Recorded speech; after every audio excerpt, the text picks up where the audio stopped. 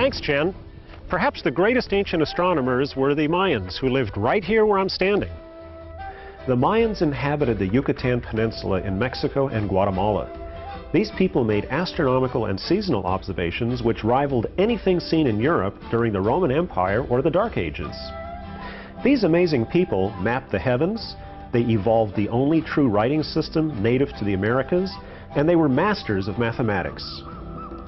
They invented calendars that are still accurate today, and without metal tools, beasts of burden, or even the wheel, they were able to construct vast cities with an amazing degree of architectural perfection and variety. The largest structure at this site is El Castillo, the castle. That these temple builders were mathematically precise in their architectural designs is borne out by the natural phenomena which occur during the fall and spring equinoxes. In the spring, as the sun rises, the shadow cast on the steps appear to form the body of a serpent which slithers down the stairs. Here at Chichen Itza, there is a structure unlike anything else ever created by the ancient Mayans. It's called El Caracol, and it actually looks like a modern observatory. Its design didn't function the same way as our modern observatories. Instead, its walls contained many windows. Inside the dome, stones could be removed, enabling the Mayan astronomers to observe different parts of the sky. The Mayans looked at the sky differently from any other civilization. Being near the equator, the equinox passages were easier and more accurate to determine because the sun cast no shadow at local noon during this time. They also had great veneration for the Milky Way. They called it the World Tree. The star clouds that formed the Milky Way were seen as the tree of life, from which all life came. The Mayans also had their unique constellations. Like today's zodiac, they had their scorpion. Gemini, which appears to us as twins, however, was seen as a peccary, a nocturnal animal in the pig family. Other zodiac symbols were a jaguar, a bat, a turtle, the tail of a rattlesnake, and a sea monster. Because they looked at things differently, perhaps it's not surprising that the Mayans had a different mathematics as well. We use a numbering system based on 10 digits, but the Mayans used a system based on the number 20. Sounds a little bit complicated, but in fact it was more efficient for counting than some of the older systems used in Europe a long time ago. The Mayan counting system required only 3 symbols: a shell representing 0, a dot representing a value of 1, a bar representing 5, and a shell with a dot representing the base number 20. There are 2 advantages to the Mayan counting system. The first of these is the idea of 0, which many civilizations at that time did not have.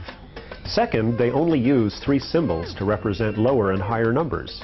In Rome, multiple symbols were used: I's for 1, V for 5, X for 10, L for 50, C for 100, and M for 1,000. Mayan numbers were written from bottom to top, so the number 19 becomes bars of 5, 5, 5, with 4 dots above the bars. To complete the first set of 20, a dot was raised over a shell-like symbol. To get 21, the elevated placement of the dot remained to represent 20, and a dot was added underneath to represent 21. Then the counting cycle for the next 20 began again. So what do you think the number 40 or 41 would look like? In Europe at this time, people still struggled with the Roman numeral system.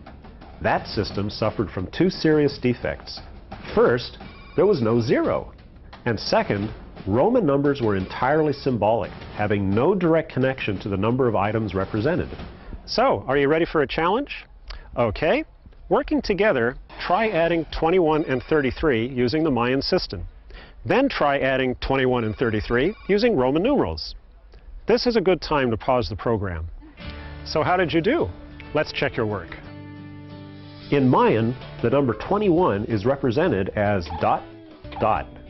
33 is 2 bars equaling 10, 3 dots for units, and an elevated dot representing 20. Adding together, you get 54, which is 2 bars, 4 dots, and 2 elevated dots. Easy to decipher. In Roman, you have XXI plus XXXIII equals LIV. Unless you actually know what the Roman symbols stand for, you have no idea what you are seeing. In Mayan, you can actually add up the dots, bars, and shells. Mayan merchants often used cocoa beans, sticks, and shells to do these calculations. From these three symbols, the Mayans could do everything from the simplest arithmetic needed for trade to keeping track of astronomical events, both past and future. Speaking of astronomy, remember how I said the Earth's axis was tilted at 23.5 degrees? If you round that to 24, how would you write that in Mayan? The Mayan system of counting using dots, bars, and shells can be compared with the ones and zeros used by modern computers, and it was all done 1,500 years ago. With all the advances that the Mayans made, it's interesting to speculate what would have happened if the Mayans had sailed east to discover Europe instead of the Europeans sailing west to discover the Americas. To learn more about Mayan mathematics, go to the following websites. Back to you, Jennifer. Thanks, Stan. Well, guys, that wraps up another episode of NASA Connect. We'd like to thank everyone who helped make this program possible. Got a comment, question, or suggestion? Well, then email them to connect@lark.nasa.gov. I'd like to leave you guys with a thought and a challenge.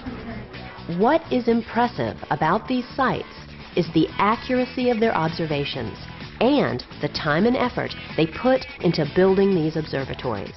Looking back at these buildings and places, we see that the ancients had a natural connection to their environments and that they were also capable of high-tech accomplishments in their own times. So now, here's my challenge. How do you think people 300 or even 1,000 years from now will see us through the artifacts that we leave behind? Until next time, stay connected to math, science, technology, and NASA. Goodbye for now.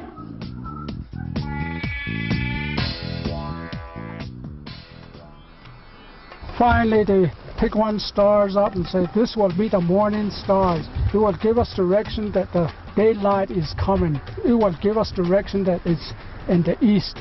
Then the next one is the evening stars. It will tell us it's in the west direction. It's almost nighttime. Proliferated more, like the dipper and all that. It revolves in different positions. It will tell us if it's fall, spring, or summertime, wintertime.